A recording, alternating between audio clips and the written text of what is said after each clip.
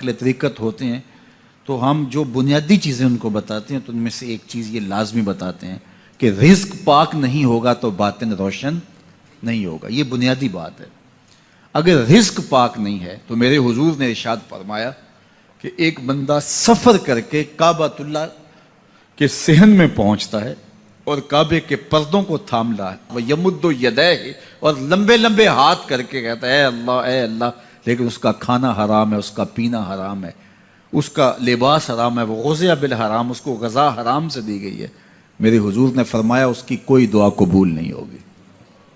سفر کیا, جنگل پہاڑ کاٹے, سمندروں کو پاٹ کر کے آگے گیا, ہواؤں کے کلیجے چیر کے آگے بڑھا, مہینوں کی مسافتیں طے کر کے گیا اور کعبۃ اللہ کے سامنے کھڑا ہے, سین حرم میں مطاف میں کھڑا ہے, لیکن اس کا جسم حرام سے پلا ہے. اس نے جو پہنا ہے اس لباس کا تانا یا بانا حرام کا ہے, اس کو غذا حرام کی دی گئی ہے, اس نے پیا حرام کا ہے, اس نے کھایا حرام کا ہے, تو پھر اس کا یہ سارا سفر رائے گاں چلا جائے گا, اس کو کچھ نصیب نہیں ہوگا.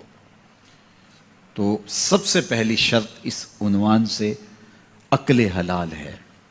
اس کے بعد پہ صدق مقال ہے کہ آپ کی زبان جھوٹ نہ بولے.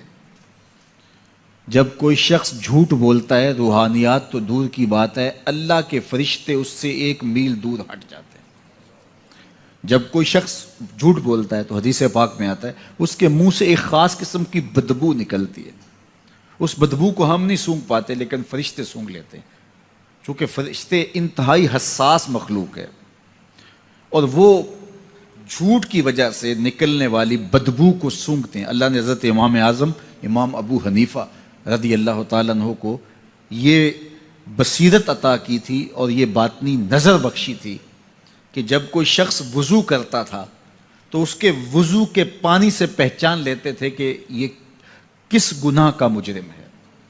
جب بندہ وضو کرتا ہے تو وضو سے ہاتھوں کے گناہ جھڑتے ہیں, منہ کے گناہ جھڑتے ہیں, تو وہ وضو کے پانی سے اس بات کو محسوس کرتے تھے.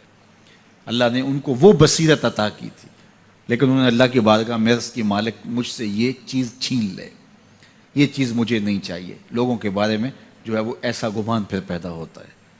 تو فرشتوں کو اللہ نے وہ حساس جو ہے وہ پاکیزہ وجود دیا اور ان کی حس ایسی ہے کہ وہ بدبو جو انسان بولتا ہے اور لفظوں سے جو اثرات نکلتے ہیں وہ محسوس کرتے ہیں. تو جب کوئی شخص جھوٹ بولتا ہے تو اس کے جسم سے, اس کی زبان سے جھوٹ کے ساتھ بدبو نکلتی ہے. اللہ کے فرشتے 1 میل دور تک پیچھے ہٹ جاتے ہیں. تو مجھے بتائیے جو شخص جھوٹ بولتا ہو کیا اسے کوئی روحانی مرتبہ مل سکتا ہے؟ یہ سوچا بھی نہیں جا سکتا, یہ امکانات سے ہی نہیں ہے. اللہ کے محبوب علیہ السلام سے پوچھا گیا کہ حضور